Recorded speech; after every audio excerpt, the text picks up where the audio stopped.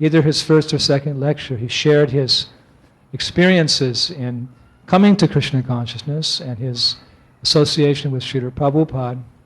So a few devotees asked me today and yesterday about the silver spoon, the famous silver spoon, a story which comes from the book called Radha Damodar Vilas, the pastimes of Radha Damodar and that wonderful traveling Sankirtan party which they oversaw.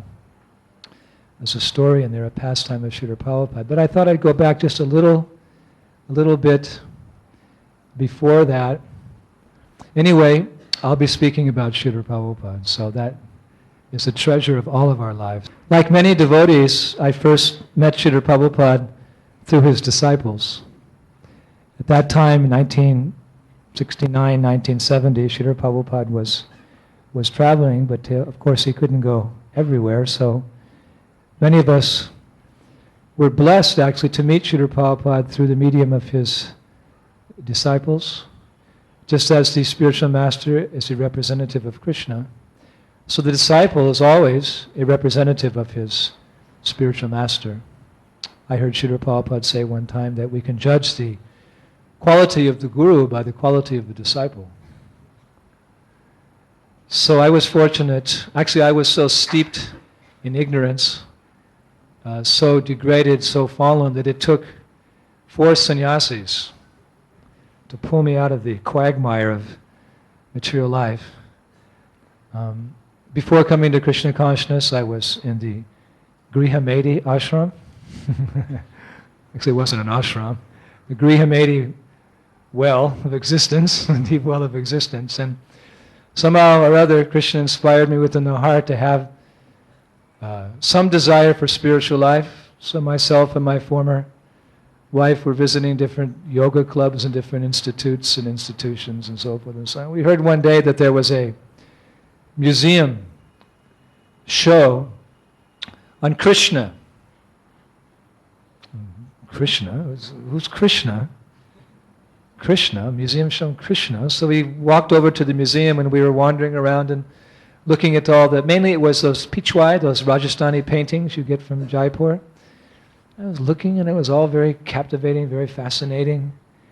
And there was one particular beautiful painting, Rasalila, and I was so much attracted. This is so nice, and this cute little blue boy, there's 1, there's 2, there's 3, there's 4, he says, they all look the same in the circle. Couldn't figure it out, so I asked the guard, the museum guard, he was a Afro-American, a black man. I called him, he was sleeping. So I woke him up and I said, sir, could you come over here and explain this painting to me? Who is this little boy and who's Krishna? K-R-I-S. So he came over and he looked very closely at the caption. I didn't see there was a little caption. And he said, yeah, it says here that, boy, this is the good Lord. This is the good Lord. He's up there in the heaven enjoying with the girls. He's having a real fine time up there.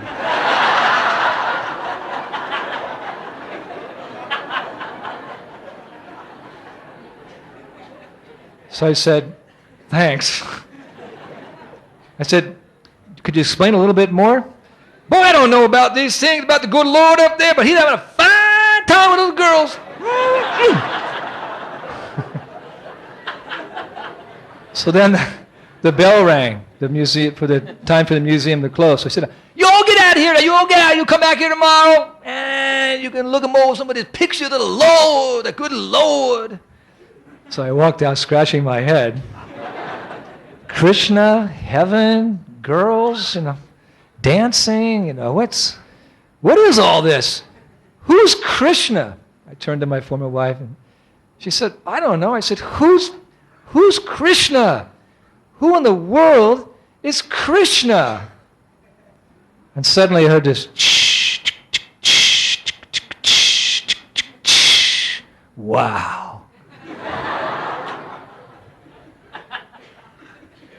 We love that sound. I looked off on the lawn. This was at Ann Arbor University. I looked off, and there were these 4 angelic boys in saffron robes with shaved heads and pigtails in the back, ponytails in the back. So I knew something about the Buddhists, and I said to my former wife, I said, these don't look like people from India, and are they Buddhists with ponytails? And look like American boys. Let's go over there and see what's happening. So they were dancing. One was very tall and playing nice drum. Hare Krishna, Krishna Krishna, Hare Hare, dum dum boom. Wow. I said to my former wife, he's singing about that little blue boy with the girls in heaven.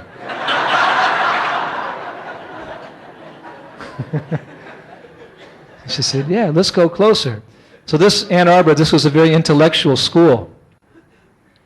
And there were a lot of students, and these were the Vietnam War days, and there was a lot of, challenging and contesting and debating going on, and students and this and that. And the kirtan stopped, and the tall man, he started to speak. And as soon as he started to speak, there were objections. Well, how do you know about that? How can you prove this? And what do you know? And then, there's no such thing as God. And he was doing his best, but they were very, finally all the students walked away. And I was standing there with my former wife, and I was going, wow, that's really nice what he was saying, wasn't it? So he saw that we were the only, out of a crowd of about 40 or 50 students, we're the only ones who remained. So that tall boy, he came over to me and he said, sit down, young man. I will tell you about my spiritual master. His divine grace, A.C. Bhaktivedanta Swami Srila Prabhupada. Boom! I sat down. He must have preached to me for about 2 hours, and my former wife said I was just nodding my head the whole time. And he stopped for a moment to do something, take a drink, and she said to me, what do you think about him? I said, I want to be just like him.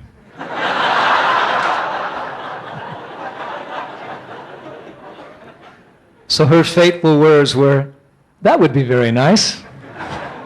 He was the first sannyasi I met.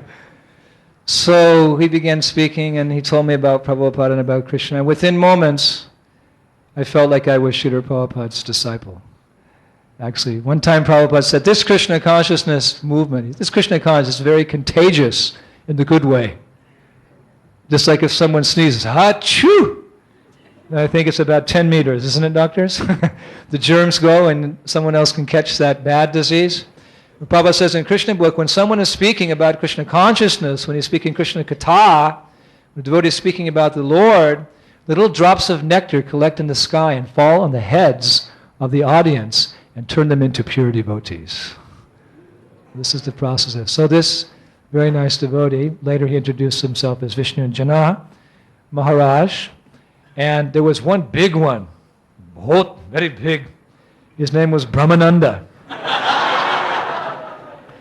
And there was one who was very far out. He had, Sika and little mustache. His name was Gargamuni. He introduced himself as Gargamuni.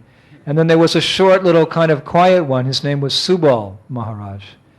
So they were speaking, and even myself, I became a little challenging. Subal, he started to preach to me about something, and I said, yeah. And I said, if Krishna's providing everything for you guys, where's your shoes, Maharaj? He just had bare feet. He said, yeah, I need some shoes. He said, but Krishna will provide. Krishna will provide. I said to him, what? Krishna's going to send them from the clouds? He's going to drop you some from heaven? He's going to send you some shoes? He said, have faith. Krishna will provide. So I started speaking again to Vishnu Jan Maharaj, and then a few minutes later, one group of hippies came, and one boy was kind of hobbling along, and I looked down, and he had a new pair of tennis shoes on. And he was complaining. He said, I just bought these darn tennis shoes, and they're too small for me. I wear a size 10, and somehow that guy gave me a size 9. He took off the shoes and held them in the air. He said, anybody need a size 9 tennis shoes? So Subal smiled at me. He said, I'm size 9.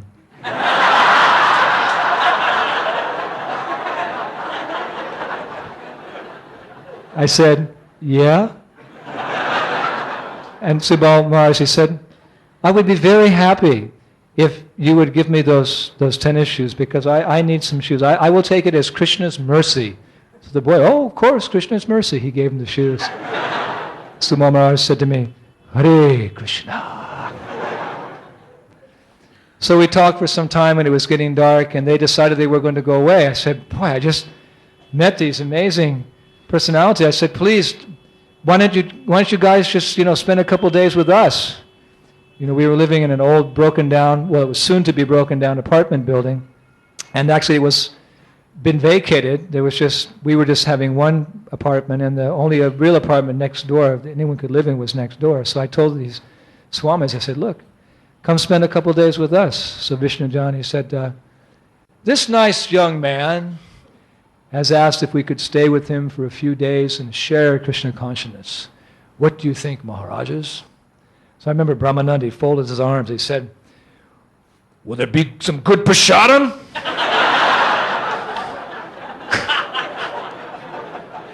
So I looked at Vishnu John Maharaj. I said, what's prasadam? He said, prasadam is Krishna's mercy. I said, well, I don't have any Krishna's mercy. So no, food stuff. I said, yeah, we're a vegetarian, no problem. We're eating applesauce and some bananas and some, little macrobiotic diet, Brahmana started going, oh. So Vishnu John, he said, do you have a little money? So I just received my paycheck for the month. I was working as a gardener, and my former wife I was putting her through school to be a teacher. So I'd worked very hard. I had my paycheck there. So I said, yeah, I can spare something. I can spare something. So I said, all right, we can spend it. Let's go back. And Vishnu Maharaj said, I'll go shopping with this nice boy. Okay, shopping. I thought, we get like maybe, I don't know, a loaf of bread and some cheese and some cream and, a couple of Coca-Colas or something. We walked in, and Brahmananda took one shopping cart, Subal took another shopping cart, and Vishnu John took another shopping cart.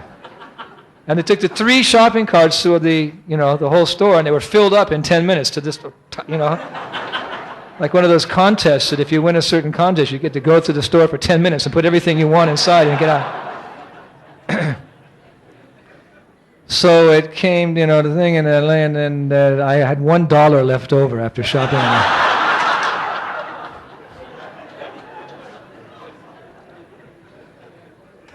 So we got back to our apartment, and I put them in the apartment next door, and then they came over, and they started cooking. And Vishnu John Maharaj, he was a very good kirtan man, a very good preacher, and an excellent cook. And that was my first taste of prasadam. They cooked for like 3 hours. I said, look, you just put it in the oven, we'll have it in 5 minutes. No. I said, let me try that. No, you can't taste this. This has to be up. God, so many rules and regulations. I said, I do meditation. I'm becoming God conscious. I just sit down and chant my mantra that Maharishi Yogi gave me. And, I don't need to do all this. He said, no, this is bhakti, this is love. He said, attention to detail is a sign of love. And every time he said something, he went, wow, that's true. And I was just literally falling in love with these devotees by everything that they did. So they cooked this fantastic feast. And, must have been 10 or 15 preparations. And then we sat down to take it. And we said the prayer. And I started eating. I was about 6 or 7 bites into my prasadam, and Brahmana said, can I have seconds? He'd finish his plate. It was a huge plate. He'd finish his plate in about 20 seconds. So he got another plate, and then, 7 or 8 more bites into my plate. He said, can I have thirds? It went up to 6. He went to 6 plates by the time I'd finished. So, anyway, they asked if we had some local friends who could come over. Most of our friends weren't very interested, so we were getting these classes, morning, noon, and night. Morning we had Bhagavatam, afternoon we had Ishopanishad, and evening we had Bhagavad Gita class. Just the 2 of us, these 4 sannyasis lecturing to us. Just the 2 of us. This is what it took to drag me out of material existence. So and then in the afternoon they'd go over and speak in the university and come back, and it was getting so nice. And then 2 days went by, and 3 days went by, and I just got the feeling that they were going to leave. I don't know what it was. Maybe it was something he said in a lecture that sadhus can only stay 3 days and then they have to move on. I just kind of had this idea. And then one evening, the last evening, what turned out to be the last evening, I challenged Vishnu Jan Maharaj in his lecture. He was talking about detachment and attachment and how we have to be renounced from this world. So I said, but you're not renounced from that silver spoon. You're a monk, but I see you always carry that silver spoon everywhere you go. I can see you're very, very attached to it. So he said, yes. He said, this silver spoon was Kartamashi's, one of the first deities in our International Society for Krishna Consciousness. Prabhupada used to take Kartamashi. He was standing with his flute in a very transcendental pose, cowherd boy. Prabhupada used to take that deity with him to different preaching programs. And one day, out of affection, he gave the deity's spoon, which the deity would take his prasad with, he gave it out of affection to Vishnu Jan Maharaj. Vishnu Jan Maharaj, he told me, he said, a gift from a Vaishnava, Prabhupada told me, he said, a gift from a Vaishnava is a very, very, very special thing. But I couldn't understand. I said, but still it's silver and you're attached to it. He said, but it reminds me of Krishna. He said, these type of attachments are good. We want to become detached from the material world and attached to Krishna. Not that we want to be totally detached from everything. We want to be, I just couldn't understand. Attachment. I said, attachment is bad. We have to give up all attachments. It's bad. He said, no. I said, yes. He said, no. I said, yes. He said, no. And that was the end of the conversation for the evening. We went to sleep, and I thought next morning, they would knock on the door, as they always did, at 3 o'clock in the morning, and wake us up, tell us to take our showers for the morning prayers. Samsaradava nalalita loka janaya karunya ganaganatvam. It was so sweet. So actually, I was getting up at 8 o'clock every morning. That was really early for my meditation. But they started getting us up at 3 o'clock. So I woke up at 3 o'clock. Not because there was a knock on the door, but because there wasn't a knock on the door. And in my heart, I felt this emptiness coming on. I jumped out of bed and I ran out of my room and out of the hallway and I ran to their door and I started banging on their door. Maharaj, wake up! You're late today. Come on, wake up! It's time for the prayers to Prabhupada. We got to chant Hare Krishna. Come on! I looked around and their shoes weren't there. I said, wait, what's going on? Why aren't the shoes here? I told my former wife, come on, where are the shoes? What happened? I took them and bang on the door, bang, bang, bang, and I banged it so hard it opened. And it was empty. There was nothing in there. I looked around, I ran, I looked around, I couldn't see anything. And there was just one little table where they used to have their altar. And there was just a few, I could see something on the table there, and I walked over and looked in there, and there was a note. Dear Brian, that was me. I can't remember literally what it said, but something to the effect of, we're going on with our preaching mission. And he wrote a verse from the 11th canto of Srimad Bhagavatam. Just as sticks and twigs and leaves come together in a river by the force of the river's waves and are again separated by the force of those waves, so in the same way, we all come together by the force of time and our past pious and impious activities. And by the force of those activities and time, we are again separated. I went, oh no! And I fell on the ground. I started crying. 19-year-old boy, never cried. Tough American boy. I just cried and cried and cried. I lost my best friends. My best friends are gone. And then my former wife said, look, he left you something. He left you. Look under the paper. You didn't see. I looked under the paper, and there was the silver spoon. And I grabbed that silver spoon. I took it to my heart. I said, Maharaj, come back, Maharaj. Oh, Krishna. And I became more attached to that silver spoon than anything else in this world. That way, he taught me the lesson of spiritual attachment. Vishnu Jan Maharaj ki. So they left us a little picture of Krishna and a little picture of Prabhupada. And we took that and very reverentially, with so much devotion. Not that I even have devotion now, but because of their association, we had a little understanding of what is a devotion. Sadhu Sangha, Sarva Shastha Koi, Lava Matra, Sadhu Sangha, Sarva Siddhi Hoy. Even a Lava Matra, even a a moment's association with the devotee of the Lord can give us that higher taste for Krishna consciousness. Just like a moment's association with a very intense materialistic person can deviate you from the path of devotion. So a moment's association with an advanced devotee can fix you up on the path of Krishna consciousness. So that altar became as dear to us as Shishi Radha Gopinath and Gaurnitai and Srinathji are to you. It was our introduction into Krishna consciousness. And that silver spoon was on my altar for many, many years. And when I took the sannyas sort of life, I gave it to my former wife as her shelter. So I didn't know where they'd gone. I didn't know what had happened. They didn't actually tell us there was any temples. They never mentioned there were any temples. Actually, if you read that Radha Damodar Vilas, you'll know that there were some troubles. They'd had some arguments and disagreements, and philosophically they were a little bit off at that point, but you would have never known it as far as what they told us and how much love they had for Prabhupada. They didn't mention any other temples, so I just got on my bicycle, drove all around the city trying to find them. 4 o'clock in the morning. I went to all the exits of the city that I couldn't find. I came back tired and weary, and I thought that there were only 4 people on the planet that knew anything about Krishna and Prabhupada and the holy name and Lord Chaitanya and so forth and so on. So it was a very devastating time. And then later, a couple of weeks later, I met a devotee, and I met a person who said he saw some of those orange-clad people in Detroit, which was about an hour's drive away. So I got in my car and I drove to Detroit. I must have driven on every street of the town for 8 hours trying to find my friends. Couldn't find them. The next week we did the same thing. We came to someone said, yeah, I saw these orange guys, they lived in this house down there, and we drove to that house, and we walked inside, and we smelled incense, and we saw a bead bag hanging from the windowsill, and some copans hanging from the banister upstairs, and we figured, these, so something like those guys, but no one, we went to the neighbors, yeah, they just moved out. Wow. Where did they move? Well, they moved down 8311 East Jefferson Street. Oh. Jump out of the car, it's Sunday. Right, just when they're serving the feast, we walk in.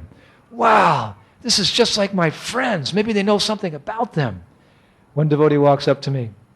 I said, Hare Krishna. He said, oh, you know about Krishna? I said, yes, my best friend in this whole world, my hero, Vishnu John Maharaj. He told me about Krishna. So this devotee, he had some disagreement with Maharaj. He said, oh, I don't like that guy, that Maharaj. You don't like my best friend? I'm getting out of here, and I'm never coming back. And I stormed out of the temple and slammed the door. And the temple president, about 20 devotees ran after me. No, it's just been a misunderstanding. I said, you speak like that about my friend. I'm never. He introduced me to Krishna. You know who Krishna is? Yeah, we chant Hare Krishna. We're devotees. We should never speak about my friend like that. I got him there, slammed the door, boom, I drove off. 20 devotees just, wow, chastising that devotee, So about a month later, somebody convinced me to go back because they had really good food. So we went back, and we were coming for 6 months or so, and difficult to give up those last attachments, but thinking maybe we joined, but if we joined, I had to shave my hair and my beard, and I had to do this, and everything, and we won't have any freedom, and the doubts were coming, and then devotees are always telling me, if you pray to Prabhupada, then Prabhupada will give you mercy, and you can give up your attachments. I was always praying, but it wasn't working, and then one day, a very, very special day was coming up. It was the appearance day of Prabhupada's spiritual master, Srila Bhaktisiddhanta Saraswati Thakur Ki. And the devotees, they told me that famous line that Prabhupada mentioned, that sometimes the grandfather is more merciful than the father himself. So they said, we know you're thinking of joining, but you can't give up your attachment, so why don't you pray to Srila Bhaktisiddhanta Saraswati Thakur, because he's the grandfather guru, and he'll be very kind to you. So I said, okay, on that day I'm going to pray to Bhaktisiddhanta Saraswati Thakur. So that was about 10 days, So I was just like, planning my speech, planning my prayer, what I was going to say to him, and how I was going to approach him, and what flowers I was going to. It was like a very, very special moment for me. I I felt that actually I was going to have like darshan with Srila Bhaktisiddhanta Saraswati Thakur. So that day came and I had to go to work. So I went to work. I was working as a gardener, and one of my chores was I had to go into the basement of this house that was on that property. It was actually the president of the university's house. And I had to, clean up after the dog. The dog, he did his business down there in the basement, and I had to go down there and clean up after the dog and, put his food there and brush him. And it was little dachshund. He didn't like me. He used to bite me sometimes, even all the, devout service I did for him. So I went down there when this was Bhaktisiddhanta Saraswati's appearance day, and I went down there and I had my little candles and I had my flowers and I had my little prayer all written out. And I went down and I turned all the lights off, and first I had to clean up after the dog, and I'm thinking, what am I doing? Srila Bhaktisiddhanta Saraswati, I could be serving your lotus feet, I could be serving your dearest son, Prabhupada, I could be serving Krishna, I'm serving his dog, but still, I can't give it all up. I get lots of money here, I have lots of plans. I said, anyway, and I put his little picture there on the ground, and I put a rug out I bought special for the occasion, I lit the candles, and I lit the incense, and then I did full dandavats. I'd never done full dandavats before. I did full dandavats, just in the dark, in the basement, the candles.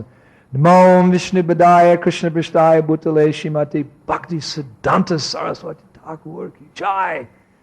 Dear Srila Bhakti Siddhanta Saraswati Thakur, can't you see how fallen I am? I'm down here in this basement, cleaning up these low-living entities, and I can't give up my attachments, but I want to become a devotee. I want to serve your dearest son, Srila Prabhupada. Please do something. Help me get out of this job. Help me get out of this material world. And suddenly, whoop, the door opens. It's my boss. And he'd been listening at the door. And he walked in. Here's this young, American boy stretched out on the ground with a big picture of an Indian, sadhu with candles and incense burning. He was a really conservative man, very, very conservative man. He said, "What in the beep, beep are you doing?"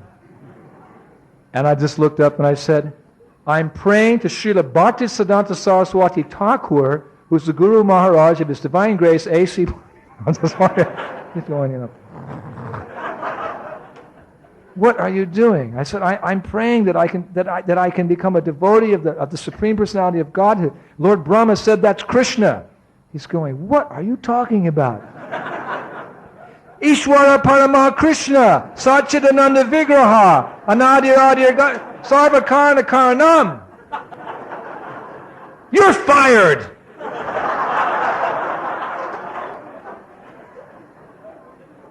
So I'm still on the ground, stretched out. I look at the picture of Srila Bhaktisiddhanta Saraswati Thakur. I say, "Thank you, Guru Maharaj."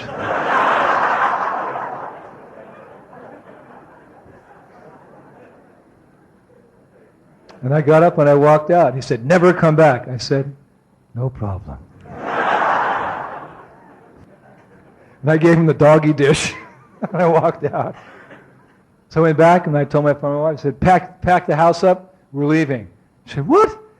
I said, "Pack the whole house, we're moving into the temple." She said, "What? I said, "We're moving to the temple." She said, "How is it possible?" I said, "Srila Bhaktisiddhanta Saraswati Thakur Maharaj's mercy." She said, "Okay."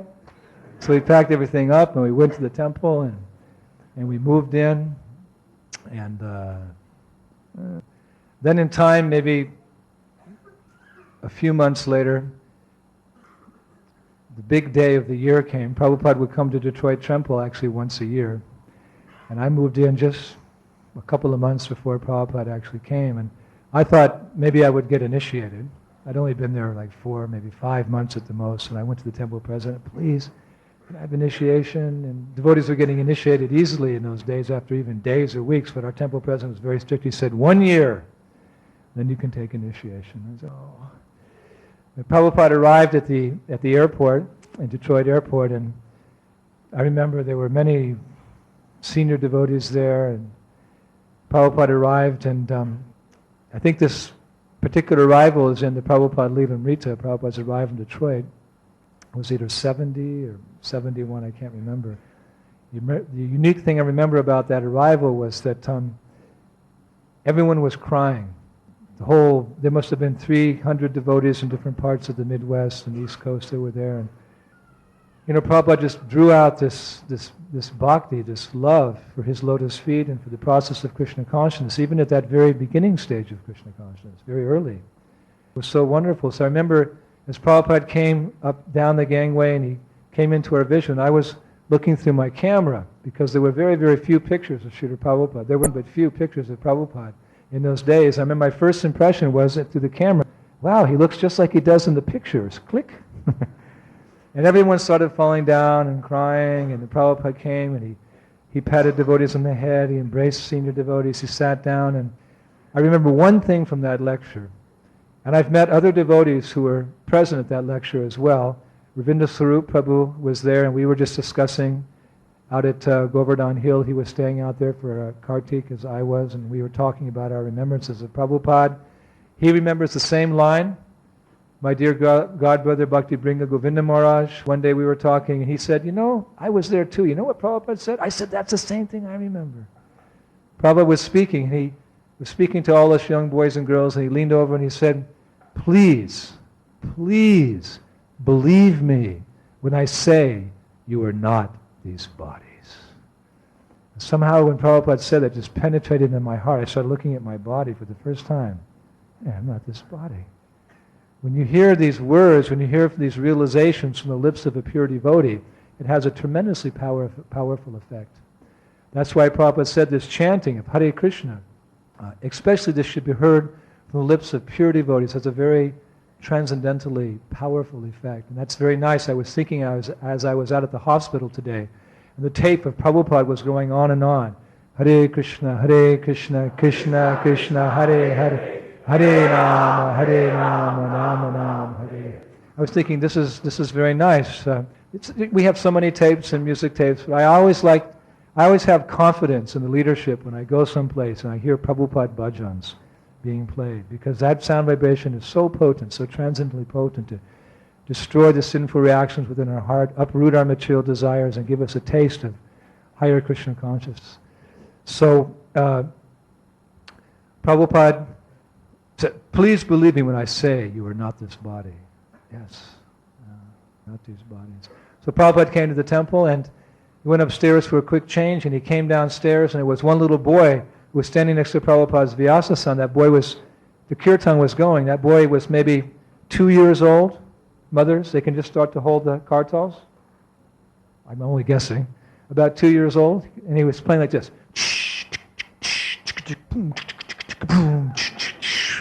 The kirtan's raging. And Prabhupada walks by, little boy, his name was Vaishnav Das, and Prabhupada looks, oh,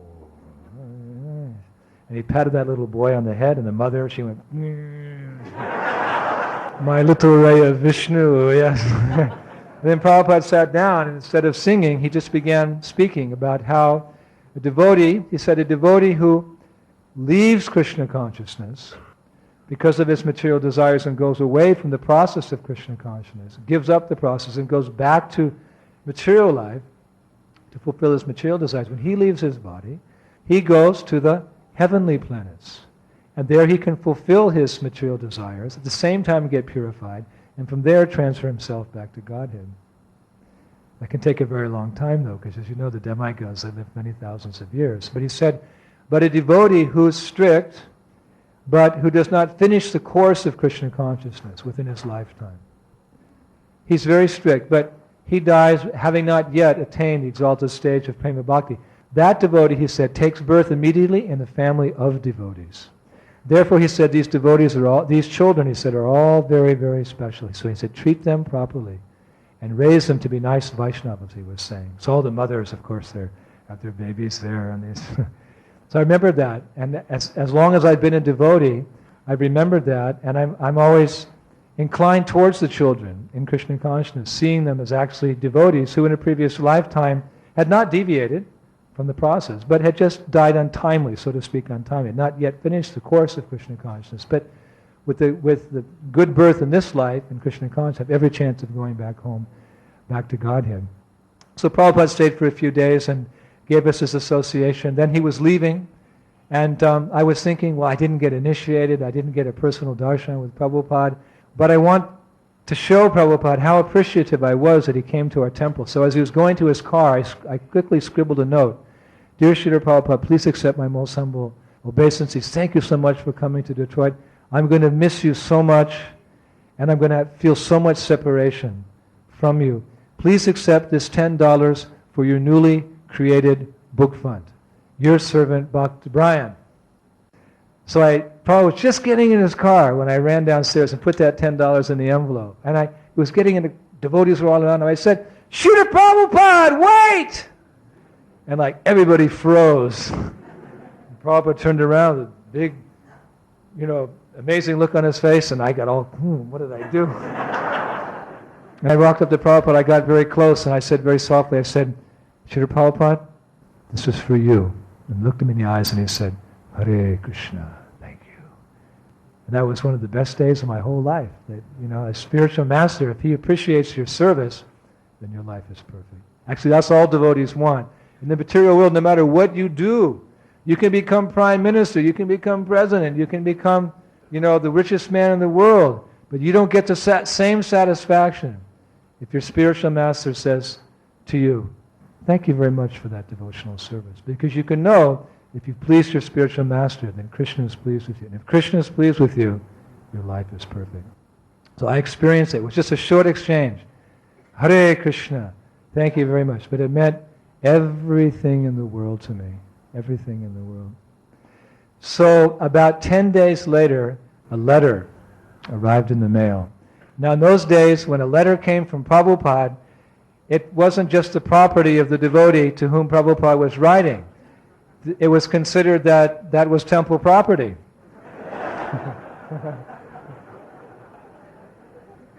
So what happened is that devotee who was that letter was to, he got that letter and we blew a conch.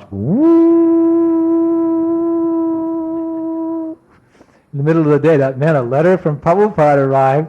Whatever we were doing, just like the gopis, they gave up everything and just ran to see Krishna in the forest. So, we just gave up whatever we were doing, we just dropped and we ran down to the living room of the temple, and we all sat down. That devotee read the letter, so we all, Prabhupada, a letter from Prabhupada, a letter from Prabhupada, it came down, everybody sitting there. I think, maybe the temple president will get it, and then, it's like transcendental, roll call in the military or something, they picked up and they said, Prabhupada is writing Bhakti Brian.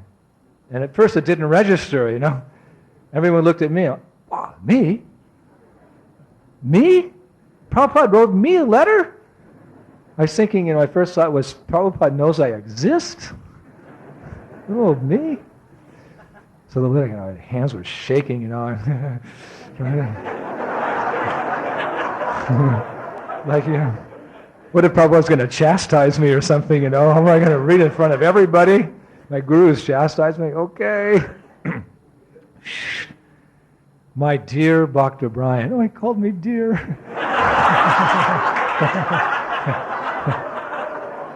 Please accept my blessings. I want to thank you so much for the letter which you gave me as I was leaving the Detroit temple. I also want to thank you very much for the $10 which you have very graciously given from my newly created book fund. I have information from the authorities in the temple that you are doing very well in your first months of Krishna consciousness. So please continue. And my instruction to you is always follow in the footsteps of advanced devotees, and surely in a very short time you will become Krishna conscious, and I will be very happy to accept you as my duly initiated disciple, your ever well-wisher, A.C. Bhaktivedanta Swami Srila Prabhupada. Srila Prabhupada ki! So this is an even more intimate exchange. And this is actually how the process of Krishna consciousness works. These loving dealings, these loving exchanges between devotees, between the disciple and the spiritual master, between the devotees and the Lord. Are we meeting the Lord? Yes. The Lord is kindly every day giving us his darshan and encouraging us with his transcendental form, and his prasadam and his holy name. These things endear us so much that it's very easy to give up our attachments to this world. What would otherwise take lifetimes of penance and austerity and study and knowledge becomes very easy in the loving, transcendental relationships with the devotees. Therefore, I say all of you have a very, very good chance of going back to God in this very lifetime because of the sweet, loving exchanges that you have in this wonderful Chaupati temple. So we received that letter from Srila Prabhupada, and then a couple of months later, Srila Prabhupada requested the temple president of our temple, Bhagavan Das, he requested him to go on a frontier mission to go to Europe and start a temple in Paris, France. So he was looking for someone to go with him. So I'd been to Europe for a 2-week vacation one time. So he said, does anyone know how to get around Europe and where to stay and how to take the trains and, where to eat? And I said, yes, I know everything about it. I travel all over the place. I can go with you. So my wife's going,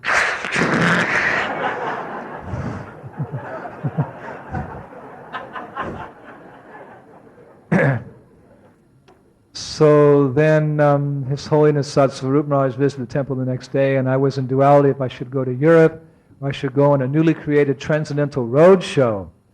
I'm sure Radhanath Swami knows about the Transcendental Road Show.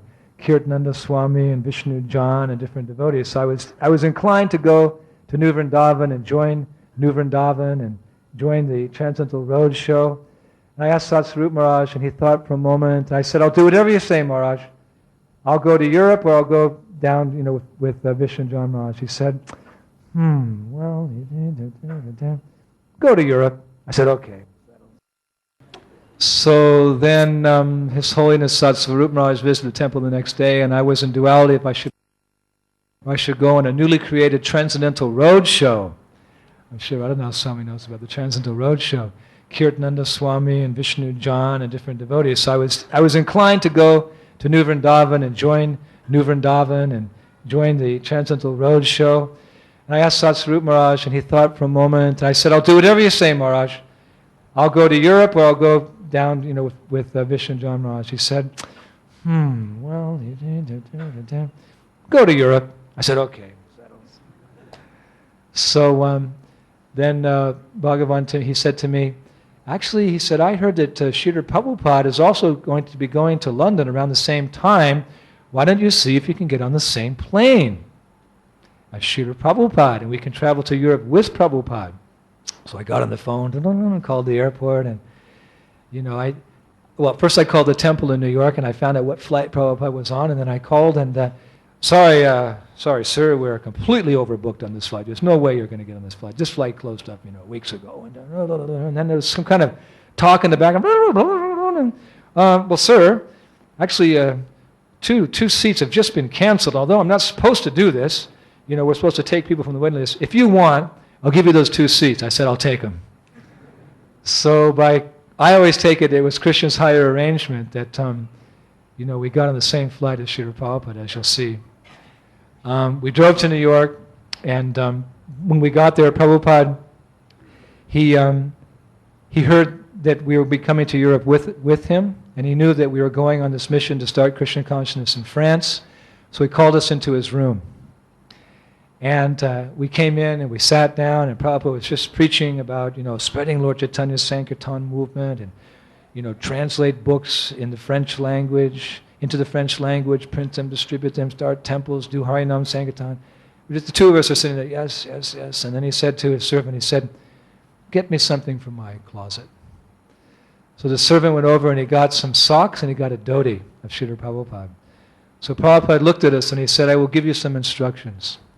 He looked me in the eyes and he said, preach boldly and have faith in the holy names.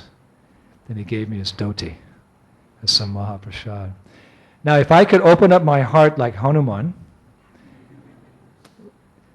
and you would see those words etched in my heart. Preach boldly and have faith in the holy names. I took that as a personal instruction. Just like if we get a personal instruction from the spiritual master, what should we do? We should take that as our life and soul. When Srila Prabhupada received several instructions from Srila Bhaktisiddhanta Saraswati Thakur. If you ever get money, print books. Or the very first instruction, you're a nice Indian young gentleman. Why don't you spread Krishna consciousness in the English-speaking language? Even before Prabhupada had got up from paying his obeisances. He hadn't even finished his obeisances. That first day he met Bhaktisiddhanta Saraswati Thakur on the roof of Calcutta. He said, I was just still getting up. And he said, you're a nice Indian gentleman. Why don't you spread Lord Chaitanya's teachings in the English-speaking language? So Prabhupada kept those instructions within his heart. And then when he read that famous purport in Bhagavad Gita where Srila Vishwanath Thakur is commenting that one should take the instruction of the spiritual master as his life and soul. So that is an example for all of us. So when Prabhupada said that, I just try to meditate that, take that into my heart, preach boldly and always have faith in the holy name. So next morning we went to the airport, and you know, these airport scenes were completely transcendentally chaotic. When Prabhupada arrived and Prabhupada left, I'm sure Radhanath Maharaj had many experiences like that as well. When Prabhupada came and Prabhupada left, it was just it was just transcendental chaos. So we got to the New York airport and there was like 400 devotees. And whatever people there were in line, I don't know what happened to them. They must have just got this, the 400 devotees just came and took over the whole place where you check in. And there was myself and Prabhupada, and there was a few other devotees who were coming with us, of course, Bhagavan, and there was Pradyumna, and there was another, maybe Shamsundar was there, I can't remember. Yeah, Shamsundar was there. And we all kind of came up, but just myself and Prabhupada got squeezed to the front, so we were the first ones that got through.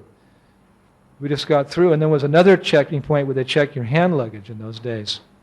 So then we're the next two there, and there's not even anyone behind us, because of course the devotees aren't checking in. They're just having this, huge kirtan, so all the other passengers can't get in and check in. So we went to the customs, and the customs officer, he was a grouchy big man, big, mean kind of burly fellow, and he said to Prabhupada, open up that bag.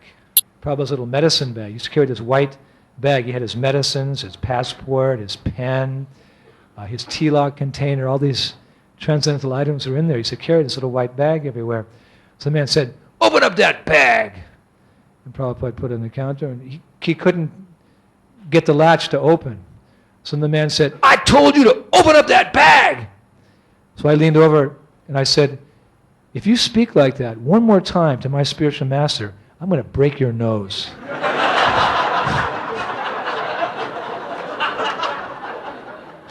So the man said, I thought you guys were peaceniks. You were monks or something. I said, you're going to see what I am. If you speak like that, I'm going to break your face. So he kind of backed off and he said, okay, you open it. So I thought, for that little transcendental, speaking up like that, I got this special mercy to look inside Prabhupada's. I was always wondering, did you see that white bag Prabhupada carried? I was always, what is in that bag? I could never imagine. So I looked at Prabhupada and he said, so, wow.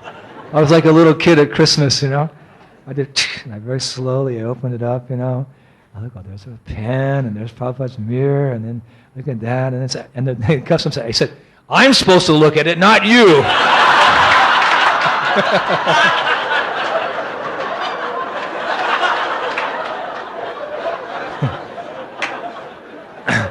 So I said, yes, sir.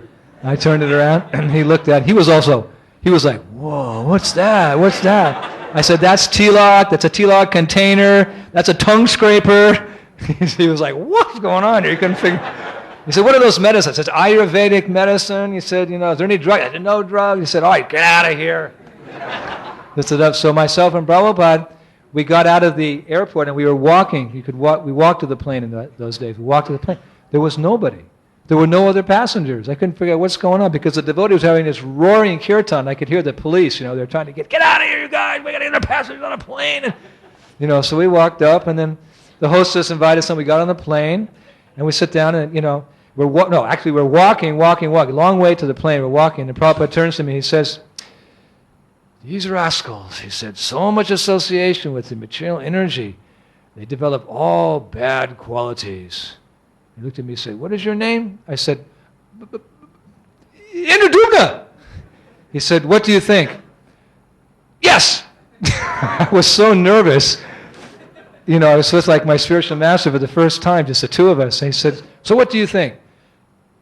Yes!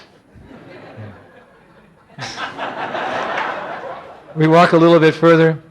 He goes on the same theme. He said, you see this illusory energy just hovering on the mental platform. He quoted one verse, hovering on the mental platform.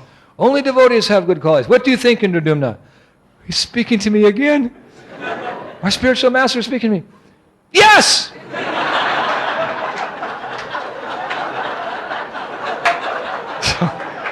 So Prabhupada goes, I'm getting all nervous. He's going to think I'm crazy. He's going to think I'm completely mad. I'm a fool. I said, I am a fool. And then one more time he stops and he turns and I turn to him and he says, you see, this material energy is very contaminating. If we associate with this material energy, we can only develop bad qualities. But if we associate with the Lord and His devotees, then all good qualities come, just like the demigods. What do you think, Indradyumna? Yes. And I understood. I mean, before that, you're young in Krishna consciousness, and, it's the prasadam and the colors and this and that. But when Prabhupada was right in front of me, maybe he saw I had some affection, obviously for the material world and family members and mundane association. But from that point on, I was just thinking, it's true.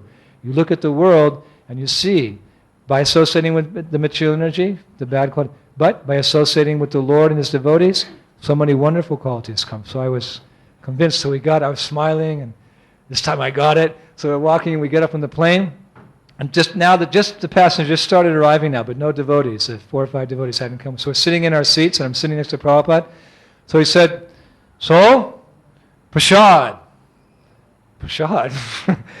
But as we were coming leaving, Shamashundar handed me a bag, and he said, this is Prabhupada's prasadam, just to start him off, we don't get there immediately. I said, oh yes, prasad, Prabhupada.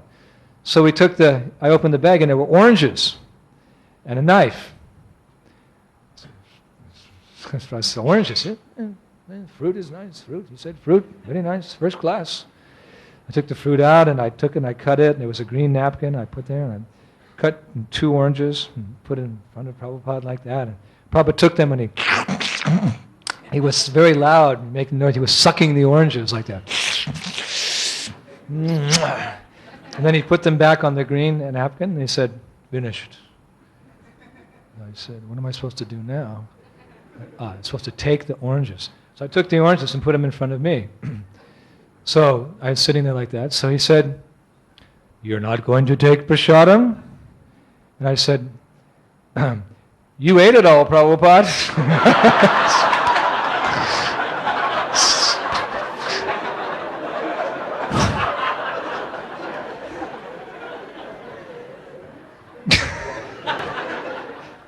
So he said, no, there's prasadam. I said, there isn't. He said, there's Maha Prasad. I went, oh yeah. Duh. There's Maha Prasadam. So with the permission of my spiritual master, I was going to take his I was so enthusiastic. I was so eager. I just popped the whole orange peel in my mouth. My eyes started watering. My lips started burning. My tongue was on fire. The orange, and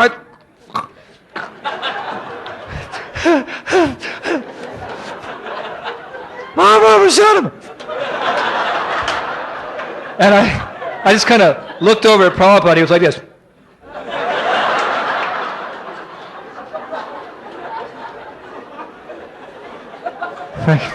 You crazy boy. Just suck on the orange. Oh, hiya.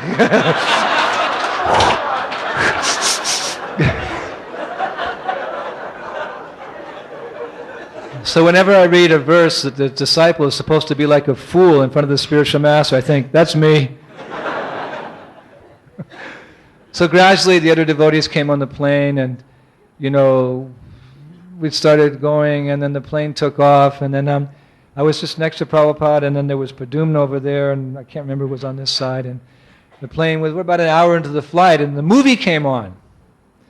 So, I'm thinking, wow, I wonder what the movie is. No, I'm on the plane with Prabhupada. Movies are Maya. I'm going to show Prabhupada. fixed up I am. I wonder what the movie is.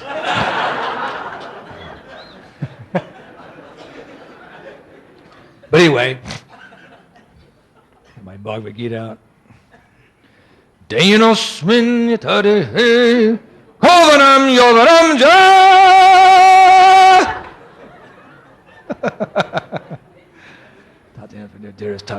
So, Prabhupada says here in the Bible, I'm reading, it's real dark, and then Prabhupada's laughing. I think, what's Prabhupada laughing for?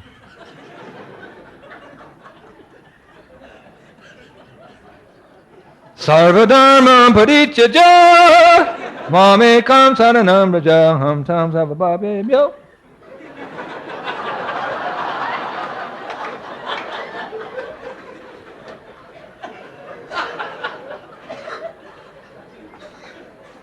Prabhupada's watching the movie.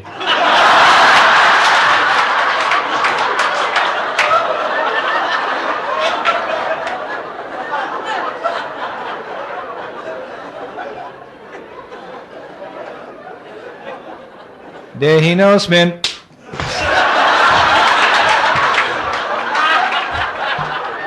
And boy, was that a funny movie. Charlie Chaplin. He was so funny. And I'm laughing, and Prabhupada's laughing, Prabhupada looking at me.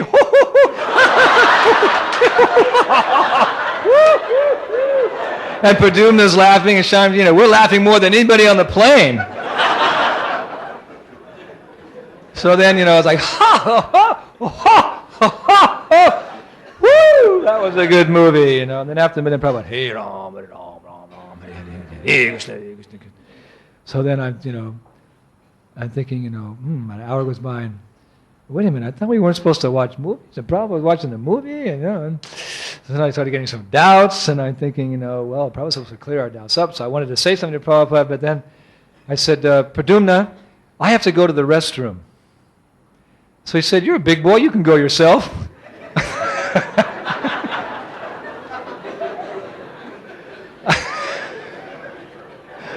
I said, no, you come with me. He said, I said, I want to ask you something, I said, all right. He came, went back there, and then I said, God, you got to come on. We're supposed to watch movies, Charlie, what's going on, So he said, why don't you just ask Prabhupada?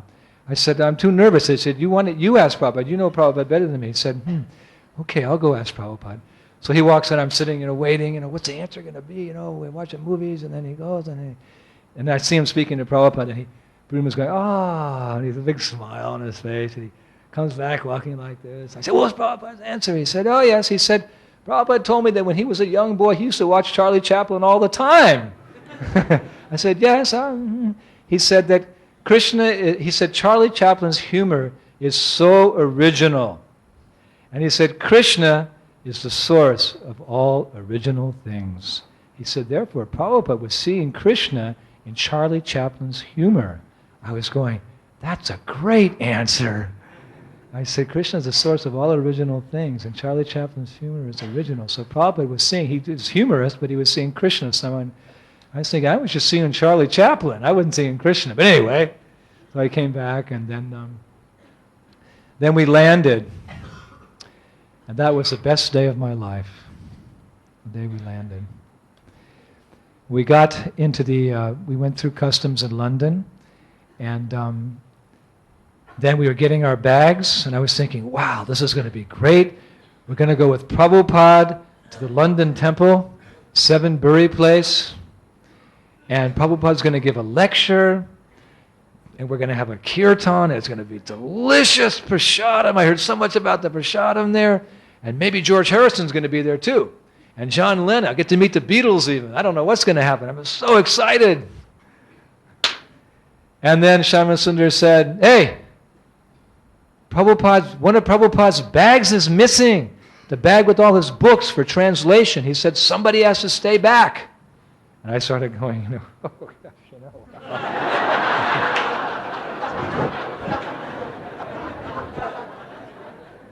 And then Shyama says to Prabhupada, we can leave this nice boy back. He's trying to glorify him. This nice boy, right, nice boy.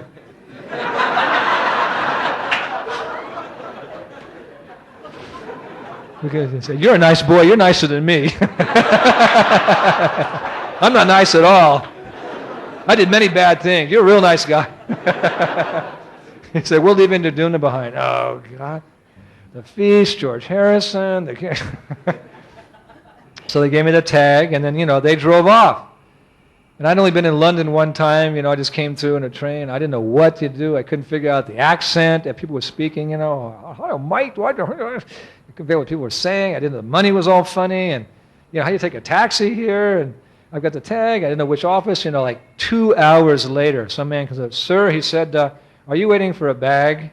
I said, yes, I am. He said, it's very heavy. You're going to have to pay extra on it. I didn't have just a little money. I had to pay the money. I was getting really angry. I was hungry. I was tired, miserable. I was just about to curse that bag, but I didn't. You bag. Why were you late? And I dragged so heavy I could hardly carry it. Got in a taxi. Where do you want to go, young man? Take me to Sevenbury Place. It's a long drive through the traffic. Okay. And I resigned myself. No prashadam. Raining out. We got to the temple. Got out. Pouring rain. Got all wet. Got the bag in. Just as I opened the door, I looked and all the brahmacharis are sitting against the barristers and the walls, and I saw the plates. How the paper plates, you could see the finger streaks through it, just to get the last part of that sweet rice or that sweet and sour sabji, and the plates and the boys are, one boy said, that was the best feast I ever ate. I went, oh no. I said, gee, I said, how was the lecture? Boy, that was the best lecture I ever heard. And the kirtan, wow, Prabhupada was singing so nicely. I said, did you guys save me any prasadam? Who are you? I'm a nice boy. I'm the nice boy, right? I'm the nicest boy in the round. So I deserve some prasadam because I'm so hungry. Nobody said anything about you. I said, really? I said, there's nothing left? No, there'll be an offering at 9 o'clock, like 3 hours away. I said, okay. I said, I really missed out today. I said, well, this is Prabhupada's bag. I said, can one of you men take this upstairs? Woo! Too much sweet rice, too much halava. I said, wow, come on, somebody help. Nope, sorry, Prabhu, sorry. Nope, sorry, Prabhu. I said, okay, I'll take it up myself. Where's Prabhupada's room? It's on the 3rd floor. This is England. The steps are like this. Like that, right? You got to walk up like that. I take it 1, 2, 3, 4. I don't know how long, maybe 10 minutes to get up to the 3rd floor. I'm so tired, dizzy. I see a brass plate. It's Divine Grace, A.C. Bhaktivedanta Swami Prabhupada. Oh, it's Prabhupada's room. The fool that I am, I didn't think even to knock. I just grabbed the suitcase and went in backwards. Can you imagine? What is the etiquette? I should have knocked, and if I had permission to come in, immediately fall on my face, but the fool that I was, that I am, I just went in backwards with the suitcase because it was so heavy. I'm going into Prabhupada's room like that, and suddenly I hear this voice, watch out! You're going to bump into Srila Prabhupada! And I just, oh, no, and I turned around, and Prabhupada face was this far away from me.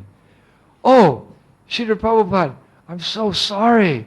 I was sweating, and obviously so tired from carrying that bag and hungry, and Prabhupada just looked at me with compassion, and I just fell onto the floor right next to his soft lotus feet. Namo Vishnu Padaya, Krishna Prasthaya Bhutale, Srimati Bhaktivedanta Swami. And all of a sudden, whack! Slap on my back, right here. You can see it's like a transcendental impression on my back there. The doctor saw it today. What is that handprint on your back? This slap, and then Prabhupada said something. And I was thinking, wow, was that Prabhupada who slapped me on the back and said something to me? I said, was he happy with me? Was he angry with me? I didn't know what to do. I just, Namaste Saraswati Devi Gauravani Pracharine Nirvishesha. I was just waiting. I didn't know what to do. And I saw Prabhupada's feet, and he turned around and he went towards his other chambers there. And he closed the door softly. So I got up.